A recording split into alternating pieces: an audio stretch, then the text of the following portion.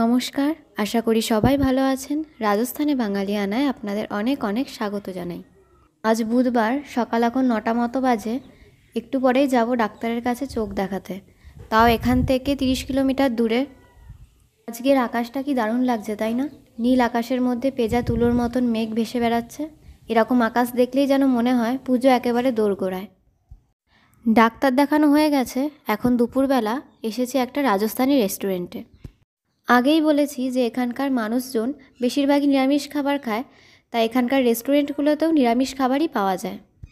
আর রাজস্থানি রেস্টুরেন্টগুলোতে চাল জাতীয় খাবার যেমন পনির বিরিয়ানি, ফ্রায়েড রাইস এগুলো পাওয়া যায়, কিন্তু সেইগুলো আমাদের বাঙালিদের খুব একটা ভালো লাগবে না, তার স্বাদ খুব একটা পছন্দ হবে না। এখানে স্যালাড আর ধনেপাতার চাটনি দিয়ে গেছে। আমরা অর্ডার দিয়েছিলাম মটর পনির, ডাল ফ্রাই আর রুটি। এখানে লুচি, ছোলে ভাটুরে এগুলোও পাওয়া যায়, তবে সবাই ঠিক করেছিল যে রুটিই খাবে, বেশি রিচ খাবার খাবে না। রুটিগুলো সাইজে কিন্তু ভালোই বড়। এক এক পিস রুটির দাম 10 টাকা করে এখানে। আর তরকারিগুলো খেতে কিন্তু দুর্দান্ত ছিল। এই আমার প্রথমবার কোনো রাজস্থানি রেস্টুরেন্টে যাওয়া। একটা মজার কথা হলো, আমার ভাই যখন শুনেছে যে আমরা রাজস্থানি রেস্টুরেন্টে গিয়ে রুটি খেয়েছি, তখন আমার ভাই বলছে যে রেস্টুরেন্টে আবার রুটি খেতে কে চায়, বাড়িতেই তো রুটি বানিয়ে খাওয়া যায়। এখন বিকালবেলা বাড়িতে চলে এসেছি, আর প্রতিদিন যে ময়ূরটা আমাদের বাড়িতে আসে সেই ময়ূরটাও এসে হাজির। ওকে একটু বিস্কুট দিয়ে আসলাম, ও টুকটুক করে খেতে থাক। মাঝখানে যখন এই ব্যাক সাইডের ঘাসগুলো খুব বড় বড় হয়ে গেছিলো, তখন আর ও নিচে নামতো না, ওই পাশের বাড়ির ছাদের ওপরে বসে থাকতো। যখন বিকালবেলায় সময় কাটে না, প্রচণ্ড বোর লাগে, তখন এই ময়ূরটা আসাতে ওর পেছনে অনেকটা সময় কেটে যায়। আর চাতক পাখির মতন চেয়ে থাকি কখন ডানা মেলে একটু নাচবে।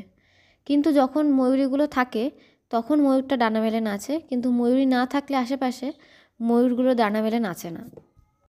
ছোটোবেলায় ময়ূর হরিণ দেখবার জন্য জলের মন্দির মায়াপুরে যেতাম, আর এই রাজস্থানে এসে এখন বাড়ির মধ্যেই ময়ূর দেখতে পাই। আর রাস্তায় বেরোলে যে ফসলের ক্ষেতগুলো আছে ওখানে হরিণ দেখতে পাই। আবার মাঝে মাঝে নীলগাই, তারপর উটও দেখা যায় ওই ফসলের ক্ষেতগুলোতে। যাই হোক, আমার ব্লগটি যদি ভালো লাগে তবে অবশ্যই একটি লাইক করে দেবেন, আর কমেন্ট বক্সে জানাবেন যে কেমন লাগলো। যদি আমার ব্লগ পরবর্তী সময়ে আরও দেখতে চান, তাহলে যারা ইউটিউব থেকে দেখছেন তারা চ্যানেলটি সাবস্ক্রাইব করে পাশে থাকবেন, এবং যারা ফেসবুক থেকে দেখছেন তারা পেজটি ফলো করে পাশে থাকবেন। দেখা হবে খুব শীঘ্রই নতুন একটা ব্লগ নিয়ে। ভালো থাকবেন সবাই এবং সুস্থ থাকবেন। আজকের মতো এখানেই বিদায়। দেখা হবে খুব শীঘ্রই।